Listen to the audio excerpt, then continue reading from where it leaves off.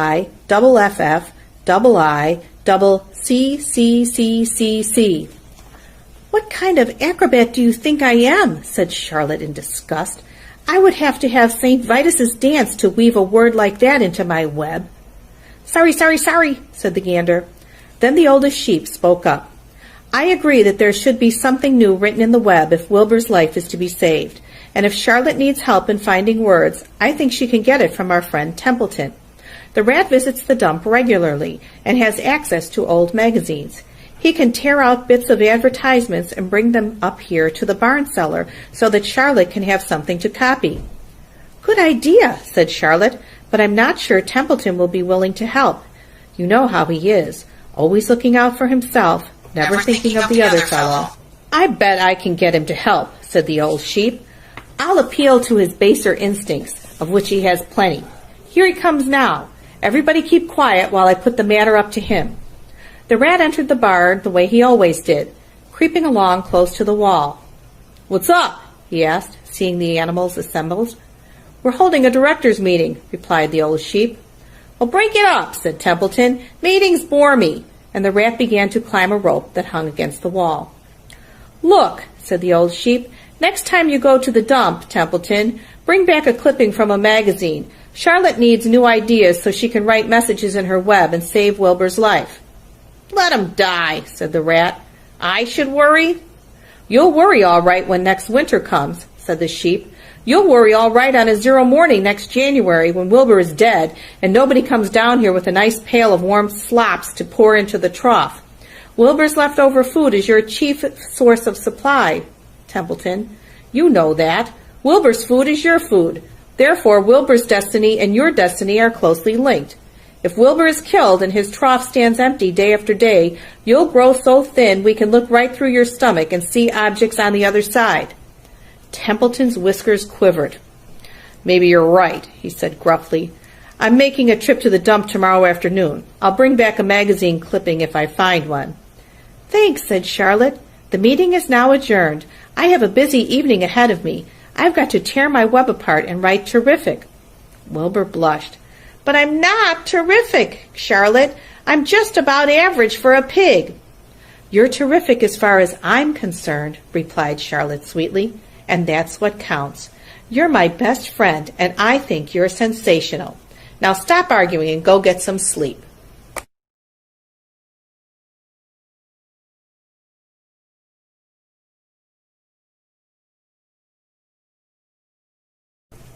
Chapter 13. Good Progress.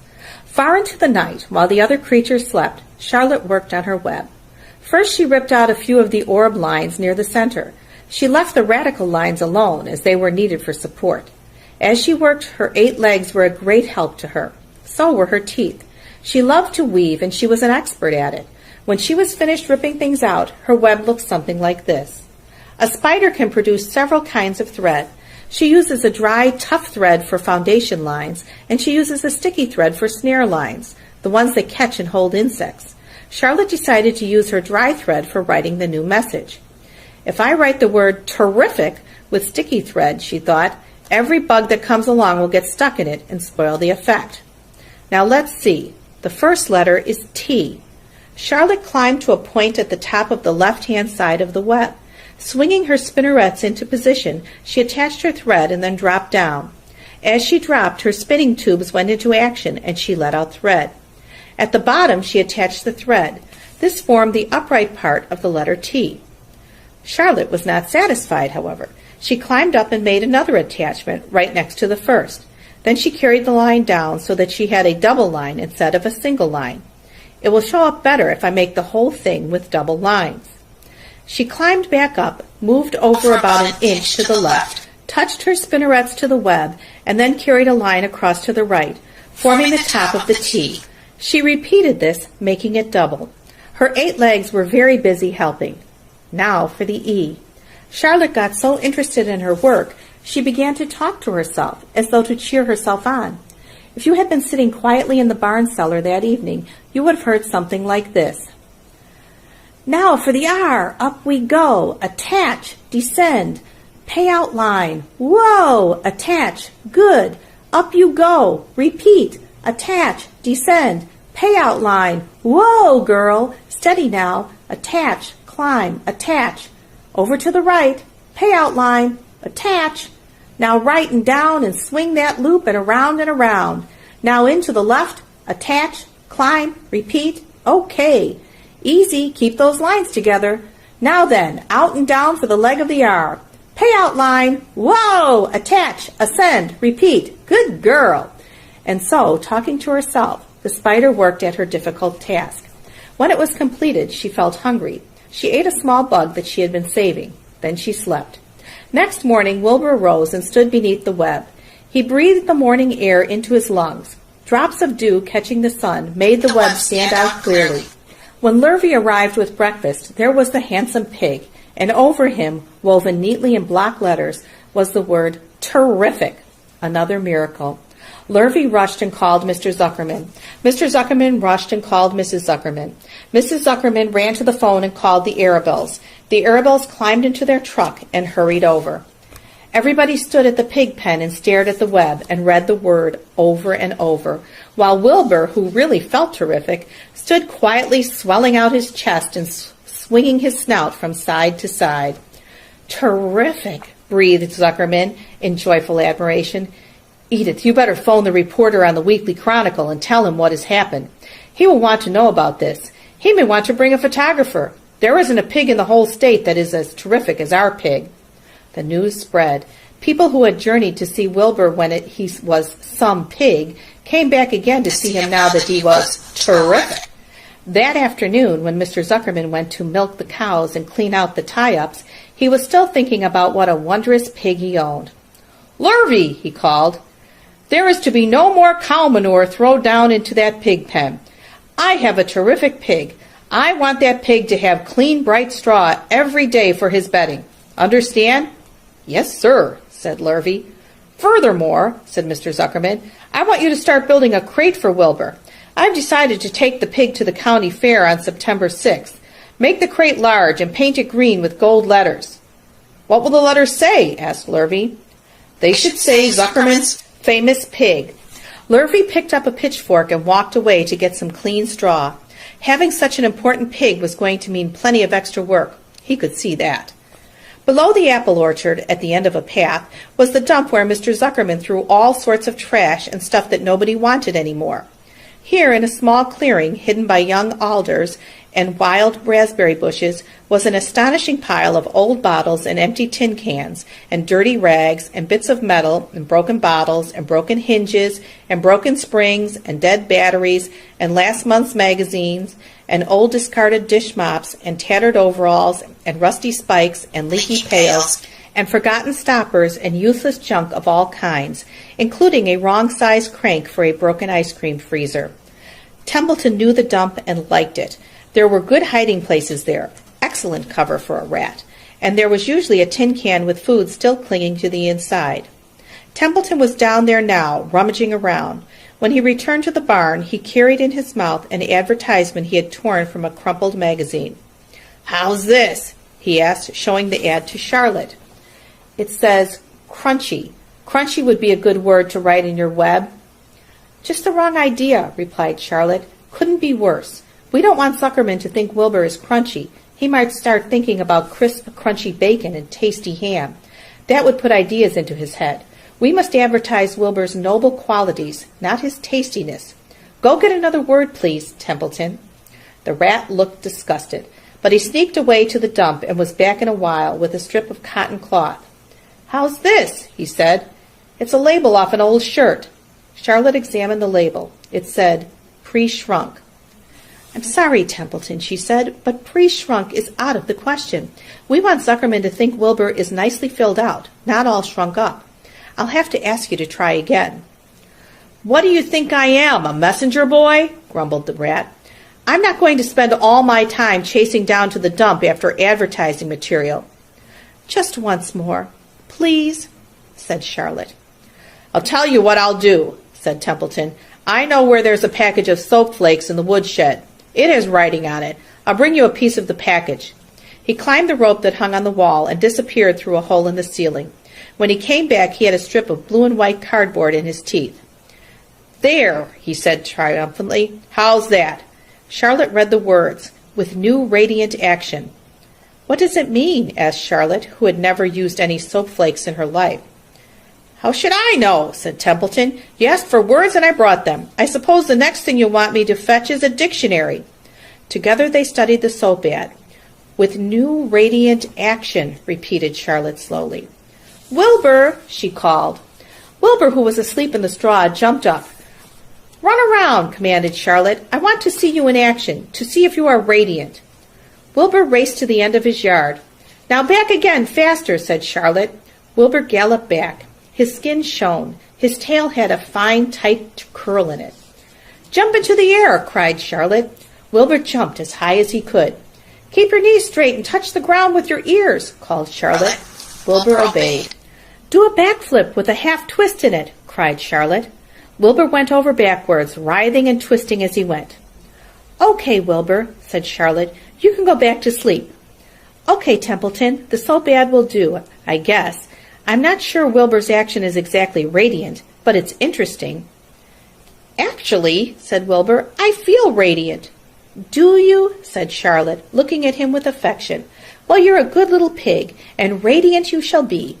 I'm in this thing pretty deep now. I might as well go to the limit. Tired from his romp, Wilbur lay down in the clean straw. He closed his eyes. The straw seemed scratchy, not as comfortable as the cow manure, which was always delightfully soft to lie in. So he pushed the straw to one side and stretched out in the manure. Wilbur sighed. It had been a busy day, his first day of being terrific. Dozens of people had visited his yard during the afternoon, and he had had to stand and pose, looking as terrific as he could. Now he was tired. Fern had arrived and seated herself quietly on her stool in the corner. Tell me a story, Charlotte, said Wilbur, as he lay waiting for sleep to come. Tell me a story. So Charlotte, although she too was tired, did what Wilbur wanted.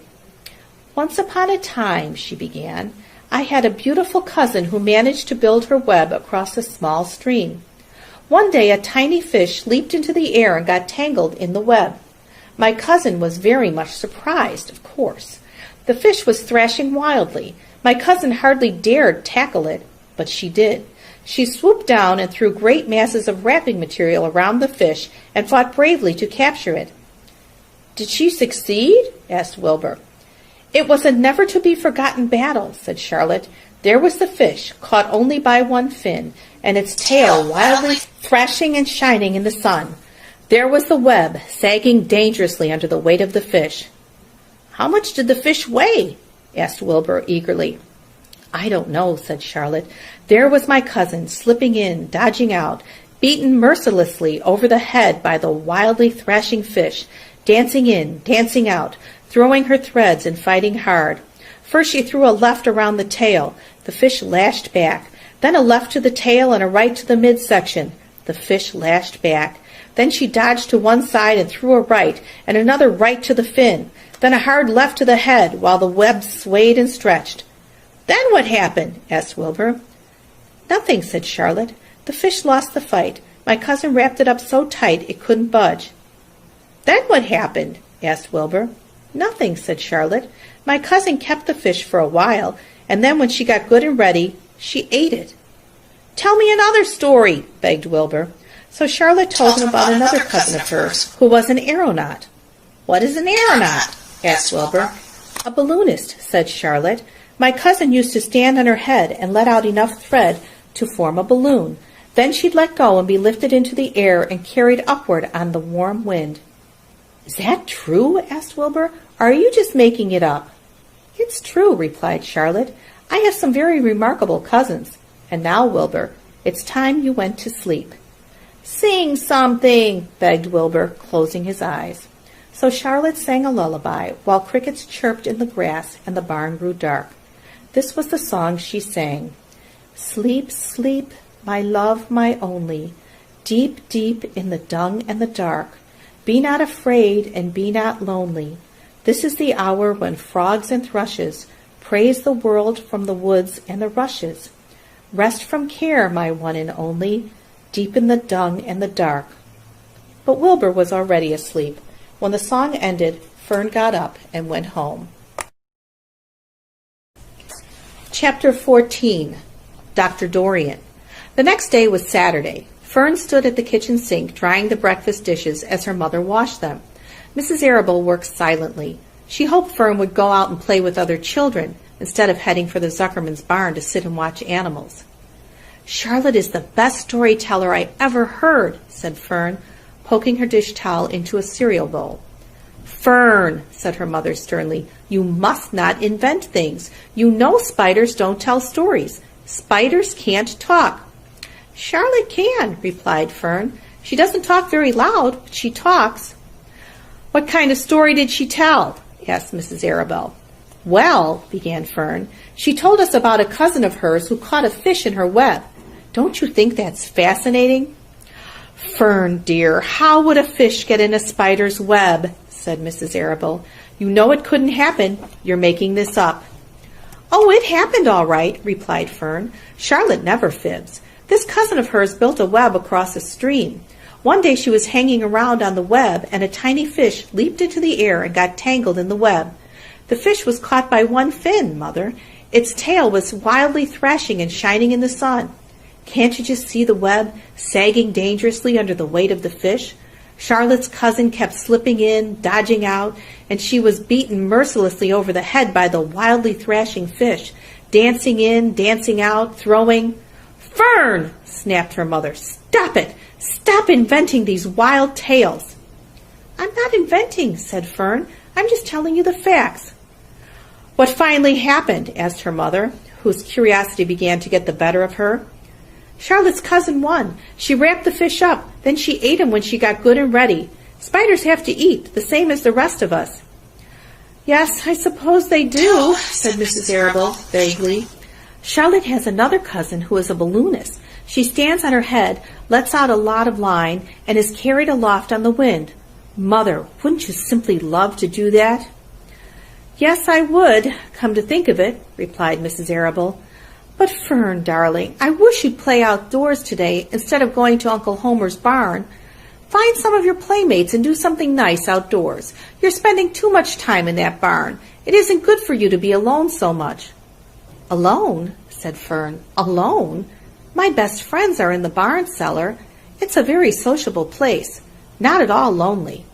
Fern disappeared after a while, walking down the road toward Zuckerman's. Her mother dusted the sitting room. As she worked, she kept thinking about Fern. It didn't seem natural for a little girl to be so interested in animals. Finally, Mrs. Arabelle made up her mind. She would pay a call on old Dr. Dorian and ask his advice. She got in the car and drove to his office in the village. Dr. Dorian had a thick beard. He was glad to see Mrs. Arabelle and gave her a comfortable chair. It's about Fern, she explained. Fern spends entirely too much time in the Zuckerman's barn. It doesn't seem normal. She sits on a milk stool in the corner of the barn cellar near the pig pen and watches animals, hour after hour. She just sits and listens. Dr. Dorian leaned back and closed his eyes. How enchanting, he said. It must be real nice and quiet down there. Homer has some sheep, hasn't he? Yes, said Mrs. Arabelle, but it all started with that pig we let Fern raise on a bottle. She calls him Wilbur. Homer bought the pig, and ever since it left our place, Fern has been going to her uncle's to be near it. I've been hearing things about that pig, said Dr. Dorian, opening his eyes. They say he's quite a pig. Have you heard about the words that appeared in the spider's web? Asked Mrs. Arabelle nervously. Yes, replied the doctor. Well, do you understand it? Asked Mrs. Arabelle. Understand what? Do you understand how there could be any writing in a spider's web? Oh, no, said Dr. Dorian. I don't understand it. But for that matter, I don't understand how a spider learned to spin a web in the first place. When the words appeared, everybody said they were a miracle, but nobody pointed out that the web itself is a miracle. What's miraculous about a spider's web? Said Mrs. Arabelle. I don't see why you say a web is a miracle. It's just a web. Ever try to spin one? Asked Dr. Dorian. Mrs. Arabelle shifted uneasily in her chair. No, she replied, but I can crochet a doily and I can knit a sock. Sure, said the doctor, but somebody taught you, didn't they? My mother taught me. Well, who taught a spider? A young spider knows how to spin a web without any instructions from anybody. Don't you regard that as a miracle? I suppose so, said Mrs. Arabelle. I never looked at it that way before. Still, I don't understand how those words got into the web. I don't understand it, and I don't like that I can't understand. None of us do, said Dr. Dorian, sighing. I'm a doctor. Doctors are supposed to understand everything. But I don't understand everything. and I don't intend to let it worry me." Mrs. Arable fidgeted. "Fern says that the animals talk to each other. Dr. Dorian, do you believe animals talk?" "I never heard one say anything," he replied, "but that proves nothing. It is quite possible that an animal has spoken civilly to me, and that I didn't catch the remark because I wasn't paying attention.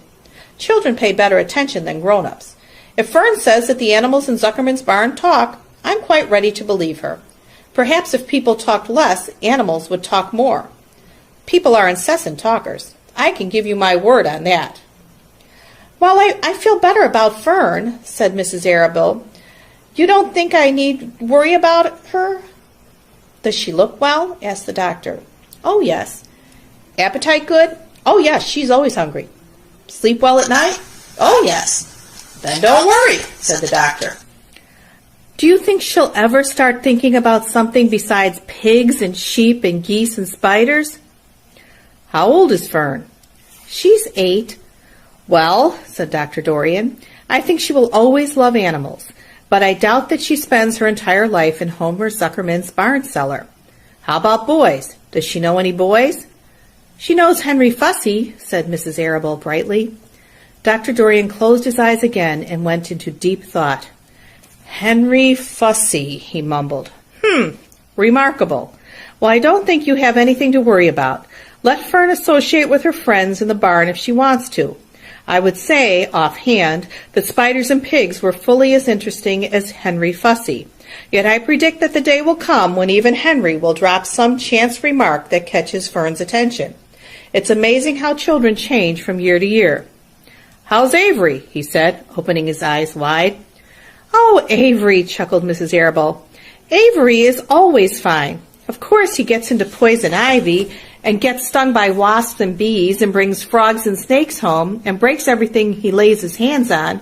He's fine." "Good," said the doctor. Mrs. Arable said goodbye and thanked Dr. Dorian very much for his advice. She felt greatly relieved. Chapter 15. The Crickets. The crickets sang in the grasses. They sang the song of summer's ending, a sad, monotonous song. "Summer is over and gone," they sang. "Over and gone, over and gone. Summer is dying, dying." The crickets felt it was their duty to warn everybody that summertime cannot last forever. Even on the most beautiful days in the whole year, the days when summer is changing into fall, the crickets spread the rumor of sadness and change. Everybody heard the song of the crickets. Avery and Fern Arable heard it as they walked the dusty road. They knew that school would soon begin again. The young geese heard it and knew they would never be little goslings again. Charlotte heard it and knew that she hadn't much time left. Mrs. Zuckerman, at work in the kitchen, heard the crickets, and a sadness came over her, too. "Another summer gone," she sighed. Lurvy, at work building a crate for Wilbur, heard the song and knew it was time to dig potatoes. "Summer is over and gone," repeated the crickets. "How many nights till frost?" sang the crickets. "Goodbye, summer, goodbye, goodbye." The sheep heard the crickets, and they felt so uneasy they broke a hole in the pasture fence and wandered up into the field across the road. The gander discovered the hole and let his family through, and they walked to the orchard and ate the apples that were lying on the ground. A little maple tree in the swamp heard the cricket song and turned bright red with anxiety. Wilbur was now the center of attraction on the farm. Good food and regular hours were showing results. Wilbur was a pig any man would be proud of. One day more than 100 people came to stand at his yard and admire him. Charlotte had written the word radiant, and Wilbur really looked radiant as he stood in the golden sunlight. Ever since the spider had befriended him, he had done his best to live up to his reputation. When Charlotte's Web said, "some pig," Wilbur had tried hard to look like some pig. When Charlotte's Web said, "terrific," Wilbur had tried to look terrific. And now that the Web said radiant, he did everything possible to make himself glow. It is not easy to look radiant, but Wilbur threw himself into it with a will. He would turn his head slightly and blink his long eyelashes. Then he would breathe deeply, and when his audience grew bored, he would spring into the air and do a back flip with a half twist. At this the crowd would yell and cheer. "How's that for a pig?" Mr. Zuckerman would ask, well pleased with himself. "That pig is radiant." Some of Wilbur's friends in the barn worried for fear all this attention would go to his head and make him stuck up, but it never did. Wilbur was modest. Fame did not spoil him. He still worried some about the future, as he could hardly believe that a mere spider would be able to save his life. Sometimes at night he would have a bad dream. He would dream that men were coming to get him with knives and guns. But that was only a dream. In the daytime, Wilbur usually felt happy and confident. No pig ever had truer friends, and he realized that friendship is one of the most satisfying things in the world.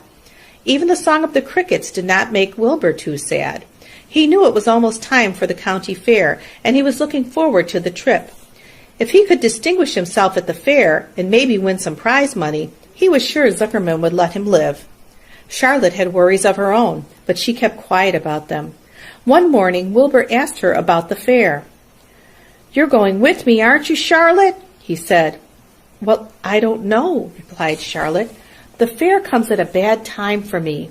I shall find it inconvenient to leave home, even for a few days." "Why?" asked Wilbur. "Oh, I just don't feel like leaving my web.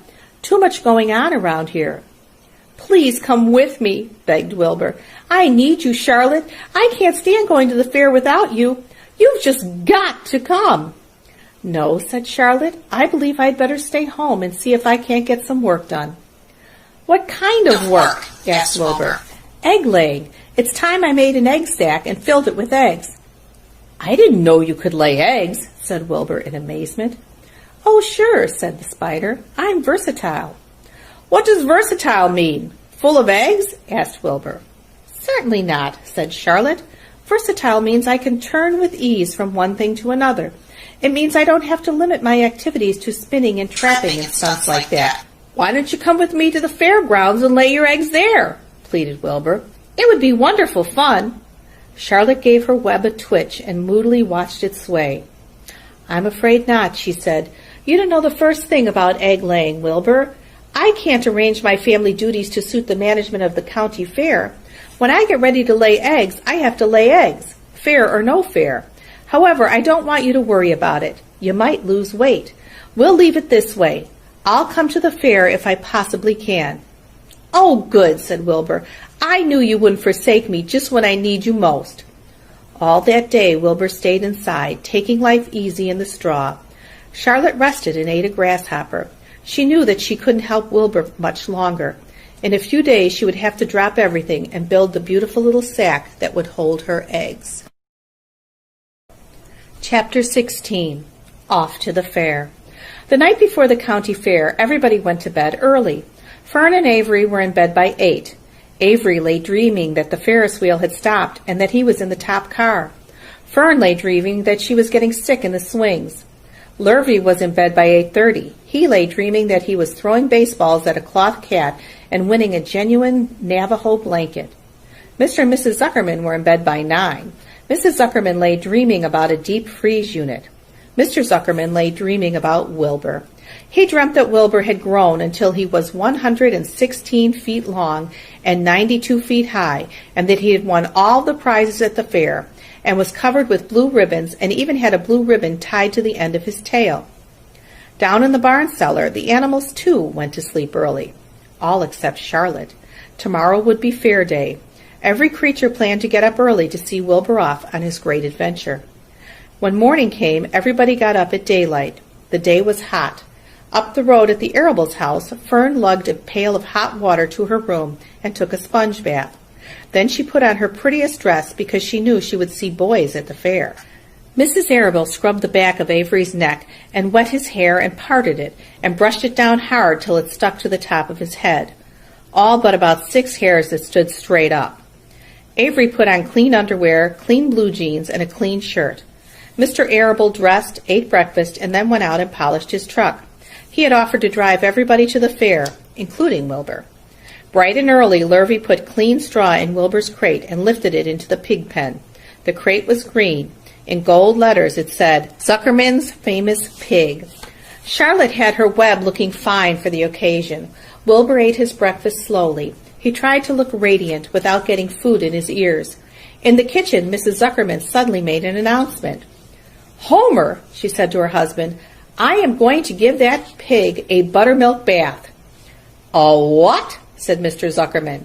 "A buttermilk bath. My grandmother used to bathe her pig with buttermilk when it got dirty. I just remembered." "Wilbur's not dirty," said Mr. Zuckerman proudly. "He's filthy behind the ears," said Mrs. Zuckerman. "Every time Lurvy slops him, the food runs down around the ears. Then it dries and forms a crust. He also has a smudge on one side where he lays in the manure." "He lays in clean straw," corrected Mr. Zuckerman. "Well, he's dirty, and he's going to have a bath." Mr. Zuckerman sat down weakly and ate a donut. His wife went to the woodshed. When she returned, she wore rubber boots and an old raincoat, and she carried a bucket of buttermilk and a small wooden paddle. "Edith, you're crazy," mumbled Zuckerman. But she paid no attention to him. Together they walked to the pig pen. Mrs. Zuckerman wasted no time. She climbed in with Wilbur and went to work. Dipping her paddle in the buttermilk, she rubbed him all over. The geese gathered around to see the fun, and so did the sheep and lambs. Even Templeton poked his head out cautiously to watch Wilbur get a buttermilk bath. Charlotte got so interested she lowered herself on a drag line so she could see better. Wilbur stood still and closed his eyes. He could feel the buttermilk trickling down his sides. He opened his mouth and some buttermilk ran in. It was delicious. He felt radiant and happy. When Mrs. Zuckerman got through and rubbed him dry, he was the cleanest, prettiest pig you ever saw.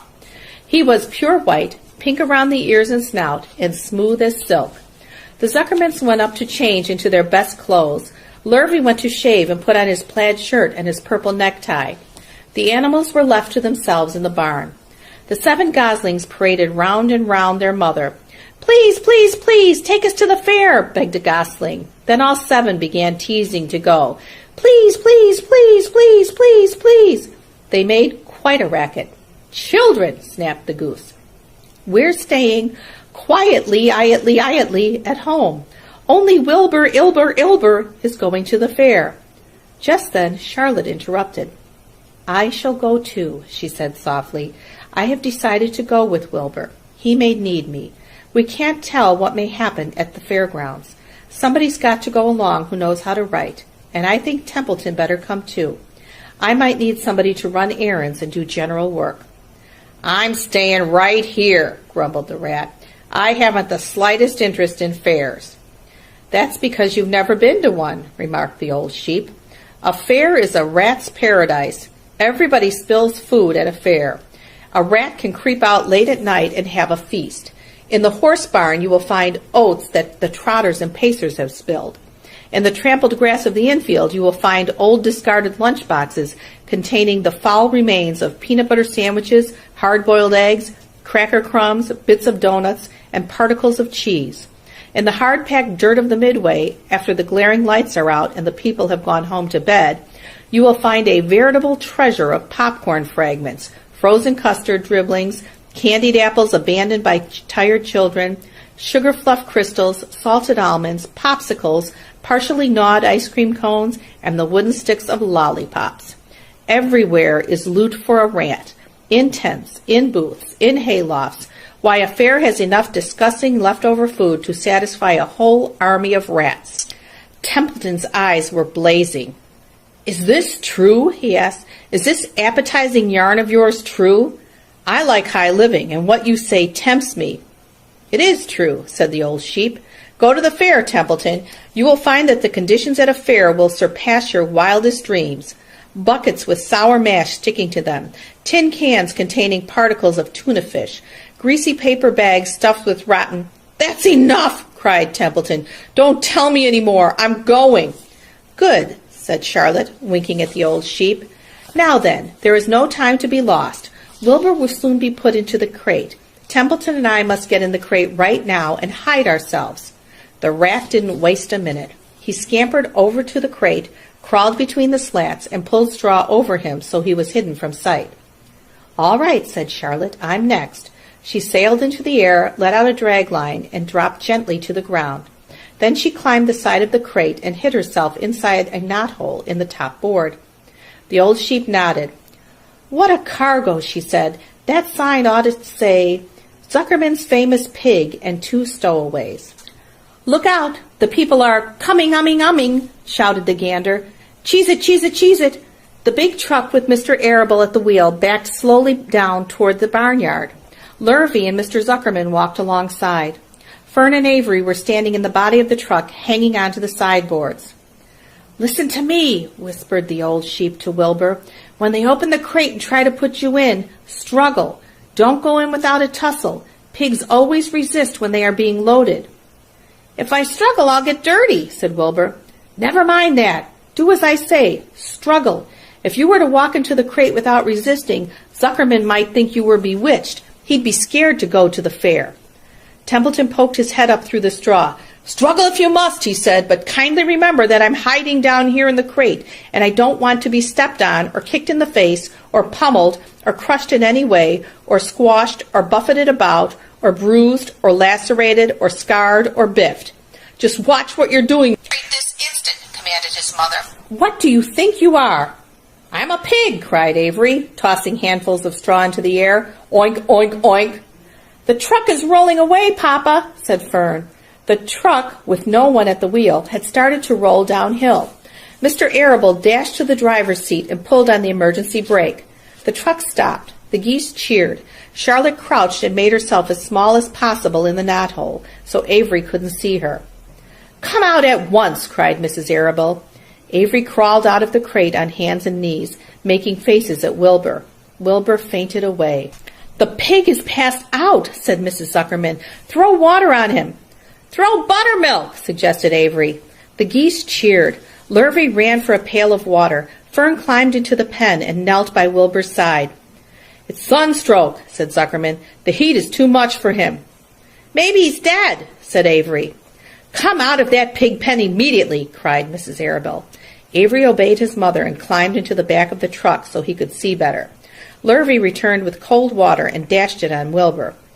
"Throw some on me," cried Avery. "I'm hot too." "Oh, keep quiet," hollered Fern. "Keep quiet." Her eyes were brimming with tears. Wilbur, feeling the cold water, came to. He rose slowly to his feet while the geese cheered. "He's up," said Mr. Arable. "I guess there's nothing wrong with him." "I'm hungry," said Avery. "I want a candied apple." "Wilbur's all right now," said Fern. "We can start. I want to take a ride in the Ferris wheel." Mr. Zuckerman and Mr. Arable and Lurvy grabbed the pig and pushed him headfirst toward the crate. Wilbur began to struggle. The harder the men pushed, the harder he held back. Avery jumped down and joined the men. Wilbur kicked and thrashed and grunted. "Nothing wrong with this pig," said Mr. Zuckerman cheerfully, pressing his knee against Wilbur's behind. "All together now, boys. Shove." With a final heave, they jammed him into the crate. The geese cheered. Lurvy nailed some boards across the ends so Wilbur couldn't back out. Then, using all their strength, the men picked up the crate and heaved it aboard the truck. They did not know that under the straw was a rat, and inside a knothole was a big gray spider. They saw only a pig. "Everybody in," called Mr. Arable. He started the motor. The ladies climbed in beside him. Mr. Zuckerman and Lurvy and Fern and Avery rode in the back, hanging onto the sideboards. The truck began to move ahead. The geese cheered. The children answered their cheer, and away everyone went to the fair. Chapter 17. Uncle. When they pulled into the fairgrounds, they could hear music and see the Ferris wheel turning in the sky. They could smell the dust of the racetrack where the sprinkling cart had moistened it. And they could smell hamburgers frying and see balloons aloft. They could hear sheep blatting in their pens. An enormous voice over the loudspeaker said, "Attention, please. Will the owner of a Pontiac car, license number H2439, please move your car away from the fireworks shed?" "Can I have some money?" asked Fern. "Can I too?" asked Avery. "I'm going to win a doll by spinning a wheel, and it will stop at the right number," said Fern. "I'm going to steer a jet plane and make it bump into another one." "Can I have a balloon?" asked Fern. "Can I have a frozen custard and a cheeseburger and some raspberry soda pop?" asked Avery. "You children be quiet till we get the pig unloaded," said Mrs. Arable. "Let's let the children go off by themselves," suggested Mr. Arable. "The fair only comes once a year." Mr. Arable gave Fern 2 quarters and 2 dimes. He gave Avery 5 dimes and 4 nickels. Now run along, he said, and remember, the money has to last all day. Don't spend it all the first few minutes, and be back here at the truck at noontime so we all have lunch together. And don't eat a lot of stuff that's going to make you sick to your stomachs. And if you go in those swings, said Mrs. Arable, you hang on tight. You hang on very tight. Hear me? And don't get lost, said Mrs. Zuckerman. And don't get dirty. Don't get overheated, said their mother. Watch out for pickpockets, cautioned their father. And don't cross the racetrack where the horses are coming, cried Mrs. Zuckerman. The children grabbed each other by the hand and danced off in the direction of the merry-go-round, toward the wonderful music and the wonderful adventure and the wonderful excitement, into the wonderful midway where there would be no parents to guard them and guide them, and where they could be happy and free and do as they pleased. Mrs. Arable stood quietly and watched them go. Then she sighed. Then she blew her nose. "Do you really think it's all right?" she asked. "Well, they've got to grow up sometime," said Mr. Arable, "and a fair is a good place to start, I guess." While Wilbur was being unloaded and taken out of his crate and his new pig pen, crowds gathered to watch. They stared at the sign, Zuckerman's Famous Pig. He was pleased with his new home. The pen was grassy, and it was shaded from the sun by a shed roof. Charlotte, watching her chance, scrambled out of the crate and climbed a post to the underside of the roof. Nobody noticed her. Templeton, not wishing to come out in broad daylight, stayed quietly under the straw at the bottom of the crate. Mr. Zuckerman poured some skim milk into Wilbur's trough, pitched clean straw into his pen, and then he and Mrs. Zuckerman and the Arabills walked away toward the cattle barn to look at purebred cows and to see the sights. Mr. Zuckerman particularly wanted to look at tractors. Mrs. Zuckerman wanted to see a deep freeze.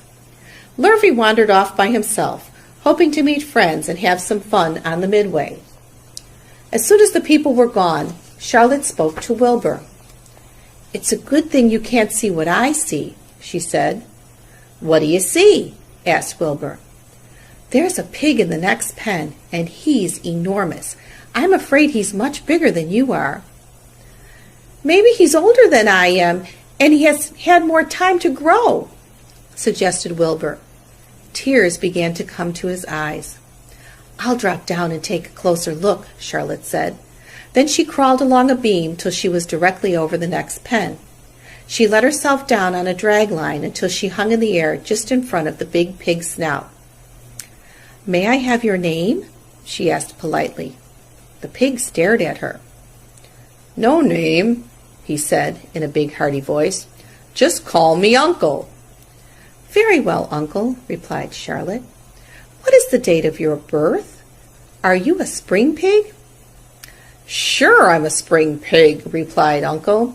"What did you think I was, a spring chicken? Haw haw! That's a good one. Eh, sister?" "Mildly funny," said Charlotte. "I've heard funnier ones, though. Glad to have met you, and now I must be going." She ascended slowly and returned to Wilbur's pen. "He claims he's a spring pig," reported Charlotte, "and perhaps he is.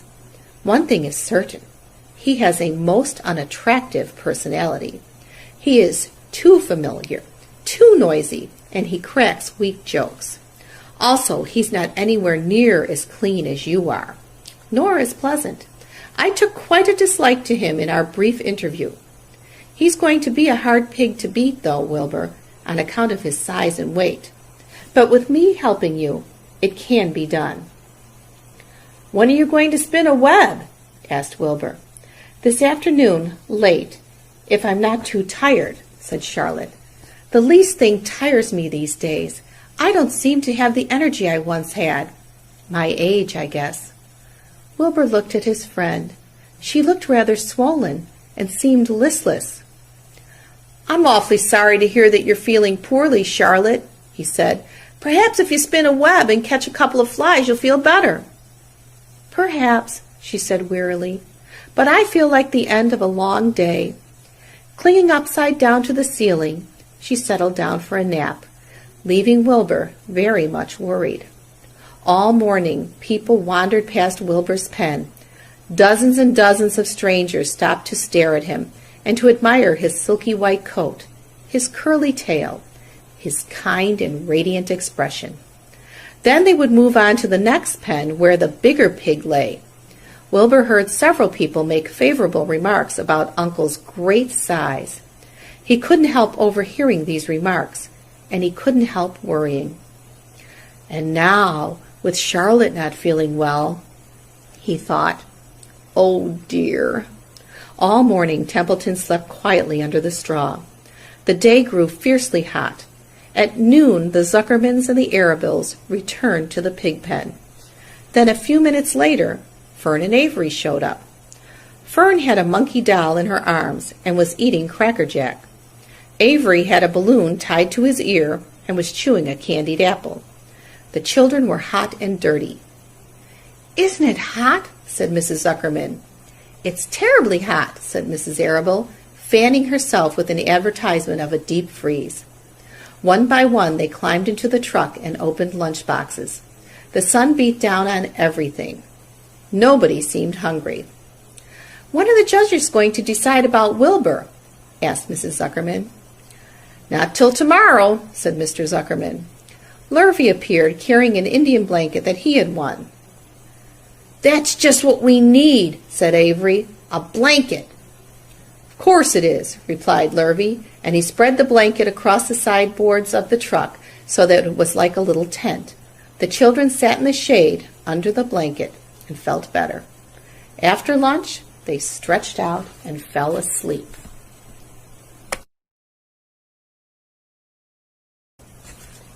Chapter 18. The Cool of the Evening. In the cool of the evening, when shadows darkened the fairgrounds, Templeton crept from the crate and looked around. Wilbur lay asleep in the straw. Charlotte was building a web. Templeton's keen nose detected many fine smells in the air. The rat was hungry and thirsty. He decided to go exploring. Without saying anything to anybody, he started off. "Bring me back a word," Charlotte called after him. "I shall be writing tonight for the last time." The rat mumbled something to himself and disappeared into the shadows. He did not like being treated like a messenger boy. After the heat of the day, the evening came as a welcome relief to all. The Ferris wheel was lighted now. It went round and round in the sky and seemed twice as high as by day. There were lights on the midway, and you could hear the crackle of the gambling machines, and the music of the merry-go-round, and the voice of the man in the Beano booth calling numbers. The children felt refreshed after their nap. Fern met her friend, Henry Fussy, and he invited her to ride with him in the Ferris wheel. He even bought a ticket for her, so it didn't cost her anything. When Mrs. Arabill happened to look up into the starry sky and saw her little daughter sitting with Henry Fussy and going higher and higher into the air, and saw how happy Fern looked, she just shook her head.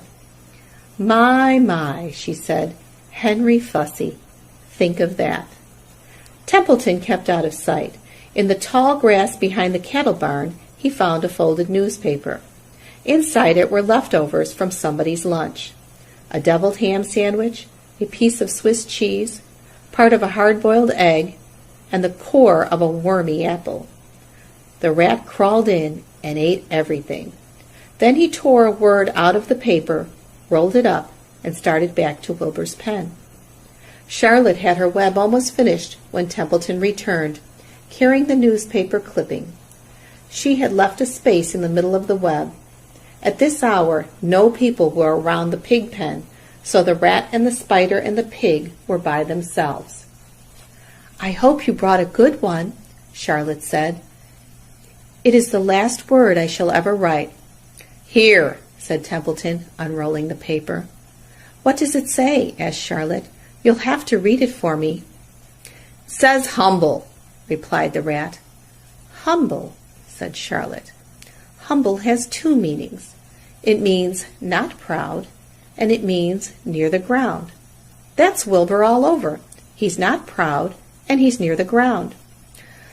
"Well, I hope you're satisfied," sneered the rat, I'm not going to spend all my time fetching and carrying. I came to this fair to enjoy myself, not to deliver papers." "You've been very helpful," Charlotte said. "Run along if you want to see more of the fair." The rat grinned. "I'm going to make a night of it," he said. "The old sheep was right. This fair is a rat's paradise. What eating, and what drinking, and everywhere good hiding and good hunting. Bye-bye, my humble Wilbur. Fare thee well, Charlotte, you old schemer. This will be a night to remember in a rat's life." He vanished into the shadows. Charlotte went back to her work. It was quite dark now. In the distance, fireworks began going off. Rockets, scattering fiery balls into the sky. By the time the Arables and the Zuckermans and Lurvy returned from the grandstand, Charlotte had finished her web. The word humble was woven neatly in the center. Nobody noticed it in the darkness. Everyone was tired and happy. Fern and Avery climbed into the truck and lay down. They pulled the Indian blanket over them. Lurvy gave Wilbur a forkful of fresh straw. Mr. Arable patted him. "Time for us to go home," he said to the pig. "See you tomorrow." The grown-ups climbed slowly into the truck, and Wilbur heard the engine start, and then heard the truck moving away in low speed. He would have felt lonely and homesick had Charlotte not been with him. He never felt lonely when she was near.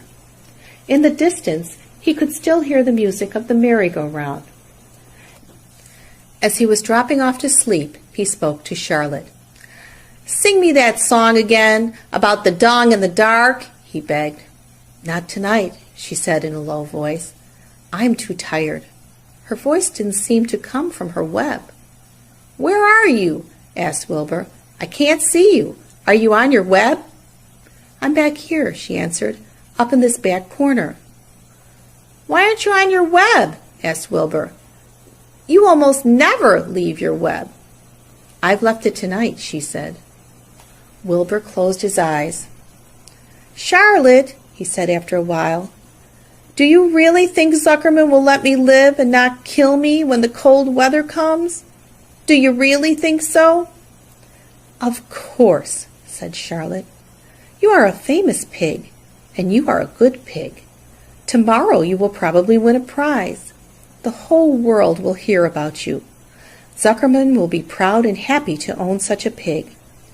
You have nothing to fear, Wilbur, nothing to worry about. Maybe you'll live forever. Who knows? And now, go to sleep."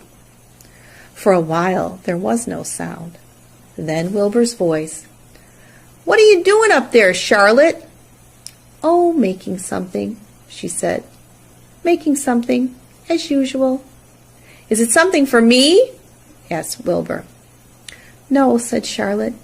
"It's something for me, for a change." "Please tell me what it is," begged Wilbur. "I'll tell you in the morning," she said. "When the first light comes into the sky, and the sparrows stir, and the cows rattle their chains, when the rooster crows and the stars fade, when early cars whisper along the highway, you look up here, and I'll show you something. I will show you my masterpiece."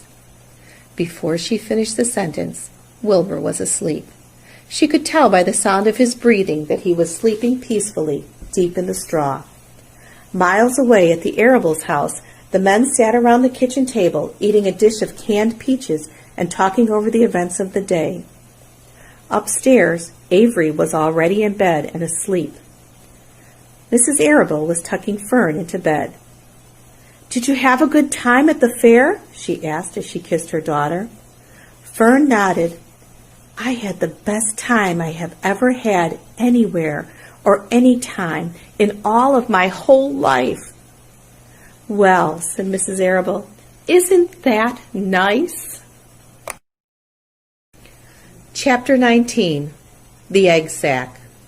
Next morning, when the first light came into the sky, and the sparrows stirred in the trees, when the cows rattled their chains and the rooster crowed, and the early automobiles went whispering along the road, Wilbur awoke and looked for Charlotte. He saw her up overhead in a corner near the back of his pen. She was very quiet. Her 8 legs were spread wide. She seemed to have shrunk during the night. Next to her, attached to the ceiling, Wilbur saw a curious object. It was a sort of sack or cocoon. It was peach-colored and looked as though it were made of cotton candy. "Are you awake, Charlotte?" he said softly. "Yes," came the answer. "What is that nifty little thing? Did you make it?" "I did indeed," replied Charlotte in a weak voice. "Is it a plaything?" "Plaything? I should say not. It is my egg sack, my magnum opus." "I don't know what a magnum opus is," said Wilbur. "That's Latin," explained Charlotte. "It means great work. This egg sack is my great work, the finest thing I have ever made." "What's inside it?" asked Wilbur. "Eggs?" 514 of them, she replied. 514, said Wilbur. "You're kidding." "No, I'm not. I counted them. I got started counting, so I kept on, just to keep my mind occupied." "It's a perfectly beautiful egg sack," said Wilbur, feeling as happy as though he had constructed it himself. "Yes, it is pretty," replied Charlotte, patting the sack with her 2 front legs. "Anyway, I can guarantee that it is strong. It's made out of the toughest material I have. It is also waterproof. The eggs are inside and will be warm and dry." "Charlotte," said Wilbur dreamily, "are you really going to have 514 children?" "If nothing happens, yes," she said. "Of course, they won't show up till next spring." Wilbur noticed that Charlotte's voice sounded sad. "What makes you sound so downhearted? I should think you'd be terribly happy about this." "Oh, don't pay any attention to me," said Charlotte. "I just don't have much pep anymore. I guess I feel sad because I won't ever see my children." "What do you mean you won't see your children? Of course you will. We'll all see them. It's going to be simply wonderful next spring in the barn cellar with 514 baby spiders running around all over the place. And the geese will have a new set of goslings, and the sheep will have their new lambs." "Maybe," said Charlotte quietly. "However, I have a feeling I'm not going to see the results of last night's efforts. I don't feel good at all. I think I'm languishing, to tell you the truth." Wilbur didn't understand the word languish, and he hated to bother Charlotte by asking her to explain. But he was so worried, he felt he had to ask. "What does languishing mean?" "It means I'm slowing up, feeling my age. I'm not young anymore, Wilbur. But I don't want you to worry about me. This is your big day today. Look at my web. Doesn't it show up well with the dew on it?" Charlotte's web never looked more beautiful than it looked this morning. Each strand held dozens of bright drops of early morning dew. The light from the east struck it and made it all plain and clear. It was a perfect piece of designing and building. In another hour or two, a steady stream of people would pass by, admiring it and reading it and looking at Wilbur and marveling at the miracle. As Wilbur was studying the web, a pair of whiskers and a sharp face appeared. Slowly, Templeton dragged himself across the pen and threw himself down in a corner. "I'm back," he said in a husky voice. "What a night!" The rat was swollen to twice his normal size. His stomach was as big around as a jelly jar. "What a night!" he repeated hoarsely. "What feasting and carousing! A real gorge! I must have eaten the remains of 30 lunches. Never have I seen such leavings, and everything well ripened and seasoned with the passage of time and the heat of the day. Oh, it was rich, my friends, rich!" "You ought to be ashamed of yourself," said Charlotte in disgust. "It would serve you right if you had an acute attack of indigestion." "Don't worry about my stomach," snarled Templeton. It can handle anything. And by the way, I've got some bad news. As I came past that pig next door, the one that calls himself Uncle, I noticed a blue tag on the front of his pen. That means he has won first prize. I guess you're licked, Wilbur. You might as well relax. Nobody is going to hang any medal on you. Furthermore, I wouldn't be surprised if Zuckerman changes his mind about you. Wait till he gets hankering for some fresh pork and smoked ham and crisp bacon. He'll take the knife to you, my boy. Be still, said Charlotte. You're too stuffed and bloated to know what you're saying. Don't pay any attention to him, Wilbur. Wilbur tried not to think about what the rat had just said. He decided to change the subject. Templeton, said Wilbur, if you weren't so dopey, you would have noticed that Charlotte has made an egg sack. She is going to become a mother. For your information, there are 514 eggs in that peachy little sack. Is that true? Asked the rat, eyeing the sack suspiciously. Yes, it's true, sighed Charlotte. Congratulations, murmured Templeton. This has been a night. He closed his eyes, pulled some straw over himself, and dropped off into a deep sleep. Wilbur and Charlotte were glad to be rid of him for a while. At 9 o'clock, Mr. Arable's truck rolled into the fairgrounds and came to a stop at Wilbur's pen. Everybody climbed out. Look, cried Fern, look at Charlotte's web. Look what it says. The grown-ups and the children joined hands and stood there, studying the new sign. Humble, said Mr. Zuckerman. Now isn't that just the word for Wilbur? Everyone rejoiced to find that the miracle of the web had been repeated. Wilbur gazed up lovingly into their faces. He looked very humble and very grateful. Fern winked at Charlotte. Lurvy soon got busy. He poured a bucket of warm slops into the trough, and while Wilbur ate his breakfast, Lurvy scratched him gently with a smooth stick. Wait a minute, cried Avery. Look at this. He pointed to the blue tag on Uncle's pen. This pig has won first prize already. The Zuckermans and the Arabills stared at the tag. Mrs. Zuckerman began to cry. Nobody said a word. They just stared at the tag. Then they stared at Uncle. Then they stared at the tag again. Lurvy took out an enormous handkerchief and blew his nose very loud. So loud, in fact, that the noise was heard by stable boys over at the horse barn. Can I have some money? Asked Fern. I want to go out on the midway. You stay right where you are, said her mother. Tears came to Fern's eyes. What's everybody crying about? Asked Mr. Zuckerman. Let's get busy. Edith, bring the buttermilk. Mrs. Zuckerman wiped her eyes with her handkerchief.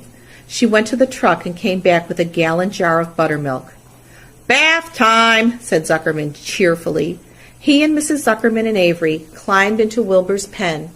Avery slowly poured buttermilk on Wilbur's head and back, and as it trickled down his sides and cheeks, Mr. and Mrs. Zuckerman rubbed it into his hair and skin. Passer-by stopped to watch. Pretty soon quite a crowd had gathered. Wilbur grew beautifully white and smooth. The morning sun shone through his pink ears. He isn't as big as that pig next door, remarked one bystander, but he's cleaner. That's what I like. So do I, said another man. He's humble, too, said a woman, reading the sign on the web. Everybody who visited the pig pen had a good word to say about Wilbur. Everyone admired the web, and of course nobody noticed Charlotte. Suddenly a voice was heard on the loudspeaker. Attention, please, it said. Will Mr. Homer Zuckerman bring his famous pig to the judge's booth in front of the grandstand? A special award will be made there in 20 minutes. Everyone is invited to attend. Crate your pig, please, Mr. Zuckerman, and report to the judge's booth promptly. For a moment after this announcement, the Arabills and the Zuckermans were unable to speak or move. Then Avery picked up a handful of straw and threw it high in the air and gave a loud yell. The straw fluttered down like confetti into Fern's hair. Mr. Zuckerman hugged Mrs. Zuckerman. Mr. Arabill kissed Mrs. Arabill. Avery kissed Wilbur. Lurvy shook hands with everybody. Fern hugged her mother. Avery hugged Fern. Mrs. Arable hugged Mrs. Zuckerman. Up overhead, in the shadows of the ceiling, Charlotte crouched unseen, her front legs encircling her egg sac. Her heart was not beating as strongly as usual, and she felt weary and old, but she was sure at last that she had saved Wilbur's life, and she felt peaceful and contented. "We have no time to lose," shouted Mr. Zuckerman. "Lurvy, help with the crate." "Can I have some money?" asked Fern. "You wait," said Mrs. Arable. "Can't you see everybody is busy?" "Put that empty buttermilk jar into the truck," commanded Mr. Arable. Avery grabbed the jar and rushed to the truck. "Does my hair look all right?" asked Mrs. Zuckerman. "Looks fine," snapped Mr. Zuckerman, as he and Lurvy set the crate down in front of Wilbur. "You didn't even look at my hair," said Mrs. Zuckerman. "You're all right, Edith," said Mrs. Arable. "Just keep calm." Templeton, asleep in the straw, heard the commotion and awoke. He didn't know exactly what was going on, but when he saw the men shoving Wilbur into the crate, he made up his mind to go along. He watched his chance, and when no one was looking, he crept into the crate and buried himself in the straw at the bottom. "All ready, boys!" cried Mr. Zuckerman. "Let's go!" He and Mr. Arable and Lurvy and Avery grabbed the crate and boosted it over the side of the pen and up into the truck. Fern jumped aboard and sat on top of the crate. She still had straw in her hair and looked very pretty and excited. Mr. Arable started the motor. Everyone climbed in, and off they drove to the judge's booth in front of the grandstand. As they passed the Ferris wheel, Fern gazed up at it and wished she were in the topmost car with Henry Fussy at her side. Chapter 20. The Hour of Triumph. "Special announcement," said the loudspeaker in a pompous voice. "The management of the fair takes great pleasure in presenting Mr. Homer L. Zuckerman and his famous pig. The truck bearing this extraordinary animal is now approaching the infield. Kindly stand back and give the truck room to proceed. In a few moments, the pig will be unloaded in the special judging ring in front of the grandstand, where a special award will be made. Will the crowd please make way and let the truck pass? Thank you." Wilbur trembled when he heard this speech. He felt happy but dizzy. The truck crept along slowly in low speed. Crowds of people surrounded it, and Mr. Arable had to drive very carefully in order to not run over anybody. At last he managed to reach the judge's stand. Avery jumped out and lowered the tailgate. "I'm scared to death," whispered Mrs. Zuckerman. "Hundreds of people are looking at us." "Cheer up," replied Mrs. Arable. "This is fun." "Unload your pig, please," said the loudspeaker. "All together now, boys," said Mr. Zuckerman. Several men stepped forward from the crowd to help lift the crate. Avery was the busiest helper of all. "Tuck your shirt in, Avery," cried Mrs. Zuckerman, "and tighten your belt. Your pants are coming down." "Can't you see I'm busy?" replied Avery in disgust. "Look," cried Fern, pointing. "There's Henry." "Don't shout, Fern," said her mother, "and don't point." "Can't I please have some money?" asked Fern. "Henry invited me to go on the Ferris wheel again, only I don't think he has any money left. He ran out of money." Mrs. Arable opened her handbag. "Here," she said. "Here is 40 cents. Now don't get lost, and be back at our regular meeting place by the pig pen very soon." Fern raced off, ducking and dodging through the crowd in search of Henry. "The Zuckerman pig is now being taken from his crate," boomed the voice of the loudspeaker. "Stand by for an announcement."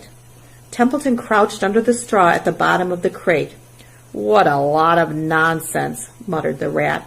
"What a lot of fuss about nothing." Over in the pig pen, silent and alone, Charlotte rested. Her two front legs embraced the egg sac. Charlotte could hear everything that was said on the loudspeaker. The words gave her courage. This was her hour of triumph. As Wilbur came out of the crate, the crowd clapped and cheered. Mr. Zuckerman took off his cap and bowed. Lurvy pulled his big handkerchief from his pocket and wiped the sweat from the back of his neck. Avery knelt in the dirt by Wilbur's side, busily stroking him and showing off. Mrs. Zuckerman and Mrs. Arable stood on the running board of the truck. "Ladies and gentlemen," said the loudspeaker, "we now present Mr. Homer L. Zuckerman's distinguished pig.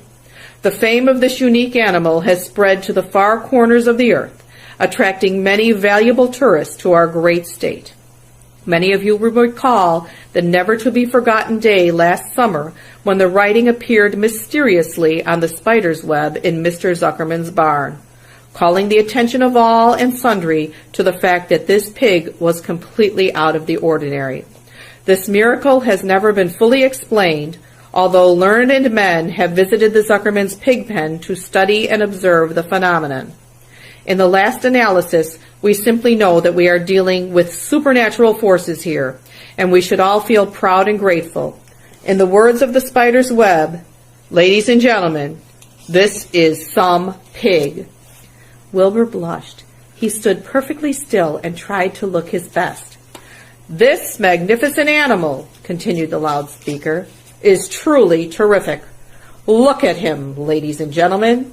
Note the smoothness and whiteness of the coat. Observe the spotless skin, the healthy pink glow of ears and snout." "It's the buttermilk," whispered Mrs. Arable to Mrs. Zuckerman. "Note the general radiance of this animal. Then remember the day when the word radiant appeared clearly on the web. Whence came this mysterious writing? Not from the spider, we can rest assured of that. Spiders are very clever at weaving their webs, but needless to say, spiders cannot write." "Oh, they can't they?" murmured Charlotte to herself. "Ladies and gentlemen," continued the loudspeaker, "I must not take any more of your valuable time. On behalf of the governors of the fair, I have the honor of awarding a special prize of $25 to Mr. Zuckerman, together with a handsome bronze medal, suitably engraved, in token of our appreciation of the part played by this pig, this radiant, this terrific, this humble pig, in attracting so many visitors to our great county fair." Wilbur had been feeling dizzier and dizzier through this long complimentary speech. When he heard the crowd begin to cheer and clap again, he suddenly fainted away. His legs collapsed, his mind went blank, and he fell to the ground, unconscious. "What's wrong?" asked the loudspeaker. "What's going on, Zuckerman? What's the trouble with your pig?" Avery was kneeling by Wilbur's head, stroking him. Mr. Zuckerman was dancing about, fanning him with his cap. "He's all right," cried Mr. Zuckerman. "He gets these spells. He's modest and can't stand praise." "Well, we can't give a prize to a dead pig," said the loudspeaker. "It's never been done." "He isn't dead," hollered Zuckerman. "He's fainted. He gets embarrassed easily. Run for some water, Lurvy." Lurvy sprang from the judge's ring and disappeared. Templeton poked his head from the straw. He noticed that the end of Wilbur's tail was within reach. Templeton grinned. "I'll tend to this," he chuckled. He took Wilbur's tail in his mouth and bit it, just as hard as he could bite. The pain revived Wilbur. In a flash, he was back on his feet. "Ouch!" he screamed. "Hooray!" yelled the crowd. "He's up! The pig's up! Good work, Zuckerman! That's some pig!" Everyone was delighted. Mr. Zuckerman was the most pleased of all. He sighed with relief. Nobody had seen Templeton. The rat had done his work well. And now one of the judges climbed into the ring with the prizes. He handed Mr. Zuckerman 2 $10 bills and a $5 bill. Then he tied the medal around Wilbur's neck. Then he shook hands with Mr. Zuckerman while Wilbur blushed. Avery put out his hand, and the judge shook hands with him too. The crowd cheered. A photographer took Wilbur's picture. A great feeling of happiness swept over the Zuckermans and the Arables. This was the greatest moment in Mr. Zuckerman's life. It is deeply satisfying to win a prize in front of a lot of people. As Wilbur was being shoved back into the crate, Lurvy came charging through the crowd carrying a pail of water. His eyes had a wild look. Without hesitating a second, he dashed the water at Wilbur. In his excitement, he missed his aim, and the water splashed all over Mr. Zuckerman and Avery. They got soaking wet. "For goodness sake, bellowed Mr. Zuckerman, who was really drenched. "What ails you, Lurvy? Can't you see the pig is all right?" "You asked for water," said Lurvy meekly. "I didn't ask for a shower bath," said Mr. Zuckerman. The crowd roared with laughter. Finally, Mr. Zuckerman had to laugh too. And of course Avery was tickled to find himself so wet, and he immediately started to act like a clown. He pretended he was taking a shower bath. He made faces and danced around and rubbed imaginary soap under his armpits. Then he dried himself with an imaginary towel. "Avery, stop it!" cried his mother. "Stop showing off!" But the crowd loved it. Avery heard nothing but the applause. He liked being a clown in a ring, with everybody watching in front of a grandstand. When he discovered that there was still a little water left in the bottom of the pail, he raised the pail high in the air and dumped the water on himself and made faces. The children in the grandstand screamed with appreciation. At last things calmed down. Wilbur was loaded into the truck. Avery was led from the ring by his mother and placed on the seat of the truck to dry off. The truck, driven by Mr. Arable, crawled slowly back to the pig pen. Avery's wet trousers made a big wet spot on the seat. Chapter 21. Last Day. Charlotte and Wilbur were alone. The families had gone to look for Fern. Templeton was asleep. Wilbur lay resting after the excitement and strain of the ceremony. His medal still hung from his neck. By looking out of the corner of his eye, he could see it. "Charlotte," said Wilbur after a while, "why are you so quiet?" "I like to sit still," she said. "I've always been rather quiet." "Yes, but you seem specially so today.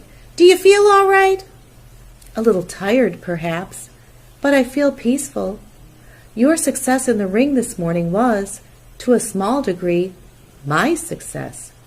Your future is assured. You will live secure and safe, Wilbur. Nothing can harm you now. These autumn days will shorten and grow cold. The leaves will shake loose from the trees and fall. Christmas will come, then the snows of winter. You will live to enjoy the beauty of the frozen world, for you mean a great deal to Zuckerman, and he will not harm you, ever. Winter will pass, the days will lengthen, the ice will melt in the pasture pond, the song sparrow will return and sing, the frogs will awake, the warm wind will blow again. All these sights and sounds and smells will be yours to enjoy, Wilbur. This lovely world, these precious days." Charlotte stopped. A moment later, a tear came to Wilbur's eye.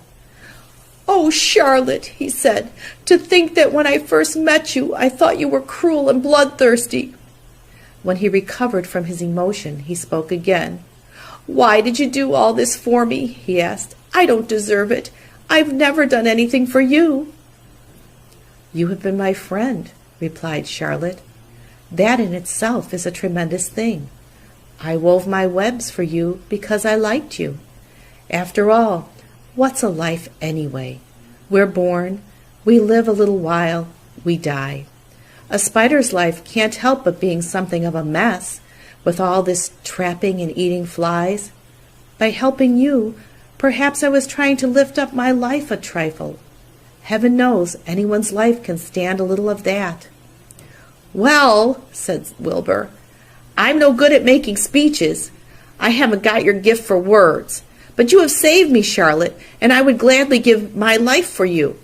I really would." "I'm sure you would, and I thank you for your generous sentiments." "Charlotte," said Wilbur, "we're all going home today. The fair is almost over. Won't it be wonderful to be back home in the barn cellar again with the sheep and the geese? Aren't you anxious to get home?" For a moment, Charlotte said nothing. Then she spoke in a voice so low Wilbur could hardly hear the words. "I will not be going back to the barn," she said. Wilbur leaped to his feet. "Not going back?" he cried. "Charlotte, what are you talking about?" "I'm done for," she replied. "In a day or two, I'll be dead. I haven't even strength enough to climb down into the crate. I doubt if I have enough silk in my spinnerets to lower me to the ground." Hearing this, Wilbur threw himself down in an agony of pain and sorrow. Great sobs racked his body. He heaved and grunted with desolation. "Charlotte," he moaned. "Charlotte, my true friend." "Come now, let's not make a scene," said the spider. "Be quiet, Wilbur. Stop thrashing about." "But I can't stand it," shouted Wilbur. "I won't leave you here alone to die. If you're going to stay here, I shall stay too." "Don't be ridiculous," said Charlotte. "You can't stay here. Zuckerman and Lurvy and John Arable and the others will be back any minute now, and they'll shove you into that crate and away you'll go. Besides, it wouldn't make any sense for you to stay. There would be no one to feed you. The fairgrounds will soon be empty and deserted." Wilbur was in a panic. He raced round and round the pen. Suddenly he had an idea. He thought of the egg sack and the 514 little spiders that would hatch in the spring. If Charlotte herself was unable to go home to the barn, at least he must take her children along. Wilbur rushed to the front of his pen. He put his front feet on the top board and gazed around. In the distance he saw the Arables and the Zuckermans approaching.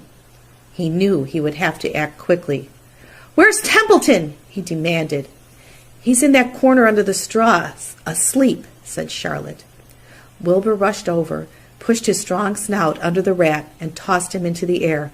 "Templeton!" screamed Wilbur. "Pay attention!"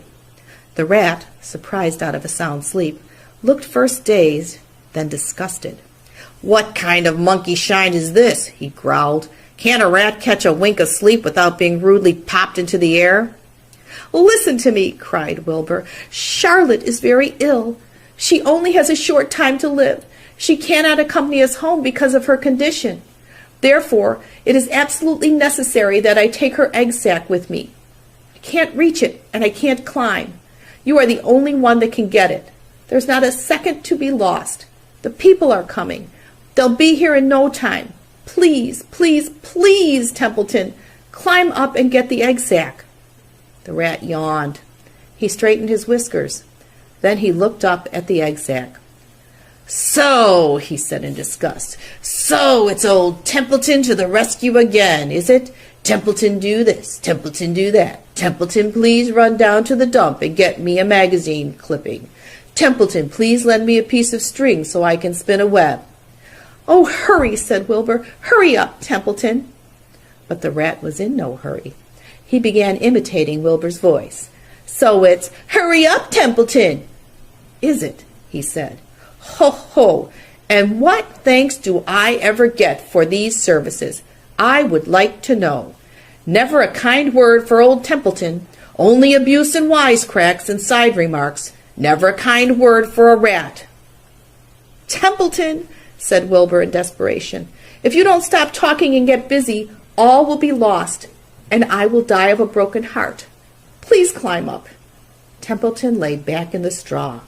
Lazily he placed his forepaws behind his head and crossed his knees in an attitude of complete relaxation. "Die of a broken heart," he mimicked. "How touching! My, I notice that it's always me you come to when in trouble, but I've never heard of anyone's heart breaking on my account. Oh, no, who cares anything about old Templeton?" "Get up," screamed Wilbur. "Stop acting like a spoiled child." Templeton grinned and lay still. "Who made trip after trip to the dump?" he asked. "Why, it was old Templeton. Who saved Charlotte's life by scaring that arable boy away with a rotten goose egg? Bless my soul, I believe it was old Templeton. Who bit your tail and got you back on your feet this morning after you fainted in front of the crowd? Old Templeton. Has it ever occurred to you that I'm sick of running errands and doing favors? What do you think I am, anyway? A rat of all work?" Wilbur was desperate. The people were coming, and the rat was failing him. Suddenly he remembered Templeton's fondness for food. "Templeton," he said, "I will make you a solemn promise. Get Charlotte's egg sack for me, and from now on I will let you eat first when Lurvy slops me. I will let you have your choice of everything in the trough, and I won't touch a thing until you're through." The rat sat up. "You mean that?" he said. I promise, I cross my heart." "All right, it's a deal," said the rat. He walked to the wall and started to climb. His stomach was still swollen from last night's gorge. Groaning and complaining, he pulled himself slowly to the ceiling. He crept along till he reached the egg sack. Charlotte moved aside for him. She was dying, but she still had strength enough to move a little. Then Templeton bared his long, ugly teeth and began snipping the threads that fastened the sack to the ceiling. Wilbur watched from below. "Use extreme care," he said. "I don't want a single one of those eggs harmed." "This stuff sticks in my mouth," complained the rat. "It's worse than caramel candy." But Templeton worked away at the job and managed to cut the sack adrift and carry it to the ground, where he dropped it in front of Wilbur. Wilbur heaved a great sigh of relief. "Thank you, Templeton," he said. "I will never forget this as long as I live." "Neither will I," said the rat, picking his teeth. "I feel as though I'd eaten a spool of thread. Well, home we go." Templeton crept into the crate and buried himself in the straw. He got out of sight just in time. Lurvy and John Arable and Mr. Zuckerman came along at that moment, followed by Mrs. Arable and Mrs. Zuckerman and Avery and Fern. Wilbur had already decided how he would carry the egg sack. There was only one way possible. He carefully took the little bundle in his mouth and held it there on top of his tongue. He remembered what Charlotte had told him, that the sack was waterproof and strong. It felt funny on his tongue and made him drool a bit, and of course he couldn't say anything. But as he was being shoved into the crate, he looked up at Charlotte and gave her a wink. She knew he was saying goodbye in the only way he could, and she knew her children were safe. "Goodbye," she whispered. Then she summoned all her strength and waved one of her front legs at him. She never moved again. Next day, as the Ferris wheel was being taken apart, and the race horses were being loaded into vans, and the entertainers were packing up their belongings and driving away in their trailers, Charlotte died. The fairgrounds were soon deserted. The sheds and buildings were empty and forlorn. The infield was littered with bottles and trash. Nobody of the hundreds of people that had visited the fair knew that a gray spider had played the most important part of all. No one was with her when she died. Chapter 22. A Warm Wind. And so Wilbur came home to his beloved manure pile in the barn cellar. His was a strange homecoming. Around his neck he wore a medal of honor. In his mouth he held a sack of spider's eggs. There is no place like home, Wilbur thought, as he placed Charlotte's 514 unborn children carefully in a safe corner. The barn smelled good. His friends the sheep and the geese were glad to see him back. The geese gave him a noisy welcome. Congratulations, they cried. "Nice work." Mr. Zuckerman took the medal from Wilbur's neck and hung it on a nail over the pig pen, where visitors could examine it. Wilbur himself could look at it whenever he wanted to. In the days that followed, he was very happy. He grew to a great size. He no longer worried about being killed, for he knew that Mr. Zuckerman would keep him as long as he lived. Wilbur often thought of Charlotte. A few strands of her old web still hung in the doorway.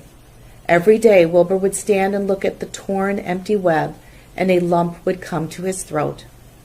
No one had ever had such a friend, so affectionate, so loyal, and so skillful. The autumn days grew shorter. Livy brought the squashes and pumpkins in from the garden and piled them on the barn floor, where they wouldn't get nipped on frosty nights. The maples and birches turned bright colors, and the wind shook them, and they dropped their leaves, one by one, to the ground. Under the wild apple trees in the pasture, the red little apples lay thick on the ground, and the sheep gnawed them, and the geese gnawed them, and foxes came in the night and sniffed them. One evening, just before Christmas, snow began falling. It covered house and barn and fields and woods. Wilbur had never seen snow before. When morning came, he went out and plowed the drifts in his yard for the fun of it. Fern and Avery arrived, dragging a sled. They coasted down the lane and out onto the frozen pond in the pasture, "Coasting is the most fun there is," said Avery. "The most fun there is," retorted Fern, "is when the Ferris wheel stops and Henry and I are in the top car and Henry makes the car swing and we can see everything for miles and miles and miles." "Goodness, are you still thinking about that old Ferris wheel?" said Avery in disgust. "The fair was weeks and weeks ago." "I think about it all the time," said Fern, picking snow from her ear. After Christmas, the thermometer dropped to 10 below zero. Cold settled on the world. The pasture was bleak and frozen. The cows stayed in the barn all the time now, except on sunny mornings when they went out and stood in the barnyard in the lee of the straw pile. The sheep stayed near the barn, too, for protection. When they were thirsty, they ate snow. The geese hung around the barnyard the way boys hang around a drugstore, and Mr. Zuckerman fed them corn and turnips to keep them cheerful. "Many, many, many thanks," they always said when they saw food coming. Templeton moved indoors when winter came. His ratty home under the pig trough was too chilly, so he fixed himself a cozy nest in the barn behind the grain bins. He lined it with bits of dirty newspapers and rags, and whenever he found a trinket or a keepsake, he carried it home and stored it there. He continued to visit Wilbur 3 times a day, exactly at mealtime, and Wilbur kept the promise he had made. Wilbur let the rat eat first. Then, when Templeton couldn't hold another mouthful, Wilbur would eat. As a result of overeating, Templeton grew bigger and fatter than any rat you ever saw. He was gigantic. He was as big as a young woodchuck. The old sheep spoke to him about his size one day. "You would live longer," said the old sheep, "if you ate less." "Who wants to live forever?" sneered the rat. "I am naturally a heavy eater, and I get untold satisfaction from the pleasures of the feast." He patted his stomach, grinned at the sheep, and crept upstairs to lie down. All winter, Wilbur watched over Charlotte's egg sack as though he were guarding his own children. He had scooped out a special place in the manure for the sack, next to the board fence. On very cold nights, he lay so that his breath would warm it. For Wilbur, nothing in life was so important as this small, round object. Nothing else mattered. Patiently, he awaited the end of winter and the coming of the little spiders. Life is always a rich and steady time when you are waiting for something to happen or to hatch. The winter ended at last. "I heard the frogs today," said the old sheep one evening. "Listen, you can hear them now." Wilbur stood still and cocked his ears. From the pond, in shrill chorus, came the voices of hundreds of little frogs. "Springtime," said the old sheep thoughtfully. "Another spring." As she walked away, Wilbur saw a new lamb following her. It was only a few hours old. The snows melted and ran away. The streams and ditches bubbled and chattered with rushing water. A sparrow with a streaky breast arrived and sang. The light strengthened. The mornings came sooner. Almost every morning there was another new lamb in the sheepfold. The goose was sitting on 9 eggs. The sky seemed wider and a warm wind blew. The last remaining strands of Charlotte's old web floated away and vanished. One fine sunny morning, after breakfast, Wilbur stood watching his precious sack. He wasn't thinking of anything much. As he stood there, he noticed something move. He stepped closer and stared. A tiny spider crawled from the sack. It was no bigger than a grain of sand, no bigger than the head of a pin. Its body was gray with a black stripe underneath. Its legs were gray and tan. It looked just like Charlotte. Wilbur trembled all over when he saw it. The little spider waved at him. Then Wilbur looked more closely. 2 more little spiders crawled out and waved. They climbed round and round on the sack, exploring their new world. Then 3 more little spiders, then 8, then 10. Charlotte's children were here at last.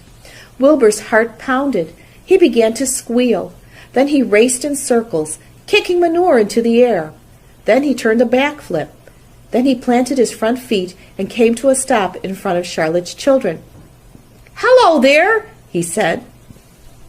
The first spider said hello, but its voice was so small, Wilbur couldn't hear it. "I am an old friend of your mother's," said Wilbur. "I'm glad to see you. Are you all right? Is everything all right?" The little spiders waved their forelegs at him. Wilbur could see by the way they acted that they were glad to see him. "Is there anything I can get you? Is there anything you need?" The young spiders just waved. For several days and several nights they crawled here and there, up and down, around and about, waving at Wilbur, trailing tiny drag lines behind them, and exploring their home. There were dozens and dozens of them. Wilbur couldn't count them, but he knew that he had a great many new friends. They grew quite rapidly. Soon each was as big as a BB shot. They made tiny webs near the sack. Then came a quiet morning when Mr. Zuckerman opened a door on the north side. A warm draft of rising air blew softly through the barn cellar. The air smelled of the damp earth, of the spruce woods, of the sweet springtime. The baby spiders felt the warm updraft. One spider climbed to the top of the fence. Then it did something that came as a great surprise to Wilbur. The spider stood on its head, pointed its spinnerets in the air, and let loose a cloud of fine silk. The silk formed a balloon. As Wilbur watched, the spider let go of the fence and rose into the air. "Goodbye," it said, as it sailed through the doorway. "Wait a minute," screamed Wilbur. "Where do you think you're going?" But the spider was already out of sight. Then another baby spider crawled to the top of the fence, stood on its head, made a balloon, and sailed away. Then another spider, then another. The air was soon filled with tiny balloons, each balloon carrying a spider. Wilbur was frantic. Charlotte's babies were disappearing at a great rate. "Come back, children," he cried. "Goodbye," they called. "Goodbye, goodbye." At last, one little spider took time enough to stop and talk to Wilbur before making its balloon. "We're leaving here on the warm updraft. This is our moment for setting forth. We are aeronauts, and we are going out into the world to make webs for ourselves." "But where?" asked Wilbur. "Wherever the wind takes us, high, low, near, far, east, west, north, south. We take to the breeze. We go as we please." "Are all of you going?" asked Wilbur. "You can't all go. I would be left alone with no friends. Your mother wouldn't want that to happen, I'm sure." The air was now so full of balloonists that the barn cellar looked almost as though a mist had gathered. Balloons by the dozen were rising, circling, and drifting away through the door, sailing off on the gentle wind. Cries of "Goodbye, goodbye, goodbye" came weakly to Wilbur's ears. He couldn't bear to watch any more. In sorrow, he sank to the ground and closed his eyes. This seemed like the end of the world, to be deserted by Charlotte's children. Wilbur cried himself to sleep. When he woke, it was late afternoon. He looked at the egg sack. It was empty. He looked into the air. The balloonists were gone. Then he walked drearily to the doorway where Charlotte's web used to be. He was standing there, thinking of her, when he heard a small voice. "Salutations," it said. "I'm up here." "So am I," said another tiny voice. "So am I," said a third voice. "3 of us are staying. We like this place, and we like you." Wilbur looked up. At the top of the doorway, 3 small webs were being constructed. On each web, working busily, was one of Charlotte's daughters. "Can I take this to mean," asked Wilbur, "that you have definitely decided to live here in the barn cellar, and that I am going to have 3 friends?" "You can indeed," said the spiders. "What are your names, please?" asked Wilbur, trembling with joy. "I'll tell you my name," replied the first little spider, "if you'll tell me why you are trembling." "I'm trembling with joy," said Wilbur. "Then my name is Joy," said the first spider. "What was my mother's middle initial?" asked the second spider. "A," said Wilbur. "Then my name is Arania," said the spider. "How about me?" asked the third spider. "Will you just pick out a nice, sensible name for me? Something not too long, not too fancy, and not too dumb?" Wilbur thought hard. "Nellie?" he suggested. "Fine, I like that very much," said the third spider. "You may call me Nellie." She daintily fastened her orb line to the next spoke of the web. Wilbur's heart brimmed with happiness. He felt that he should make a short speech on this very important occasion. "Joy, Arania, Nellie," he began, "welcome to the barn cellar. You have chosen a hallowed doorway from which to string your webs. I think it is only fair to tell you that I was devoted to your mother. I owe my very life to her. She was brilliant, beautiful, and loyal to the end. I shall always treasure her memory. To you, her daughters, I pledge my friendship forever and ever." "I pledge mine," said Joy. "I do too," said Arania. "And so do I," said Nellie, who had just managed to catch a small gnat. It was a happy day for Wilbur, and many more happy, tranquil days followed. As time went on, and the months and years came and went, he was never without friends. Fern did not come regularly to the barn any more. She was growing up, and was careful to avoid childish things, like sitting on a milk stool near a pig pen. But Charlotte's children, and grandchildren, and great-grandchildren, year after year, lived in the doorway. Each spring there were new little spiders hatching out to take the place of the old. Most of them sailed away on their balloons, but always 2 or 3 stayed and set up housekeeping in the doorway. Mr. Zuckerman took fine care of Wilbur all the rest of his days, and the pig was often visited by friends and admirers, for nobody ever forgot the year of his triumph and the miracle of the web. Life in the barn was very good. Night and day, winter and summer, spring and fall, dull days and bright days. It was the best place to be, thought Wilbur, this warm, delicious cellar, with the garrulous geese, the changing seasons, the heat of the sun, the passage of swallows, the nearness of rats, the sameness of sheep, the love of spiders, the smell of manure, and the glory of everything. Wilbur never forgot Charlotte. Although he loved her children and grandchildren dearly, none of the new spiders ever quite took her place in his heart. She was in a class by herself. It is not often that someone comes along who is a true friend and a good writer. Charlotte was both.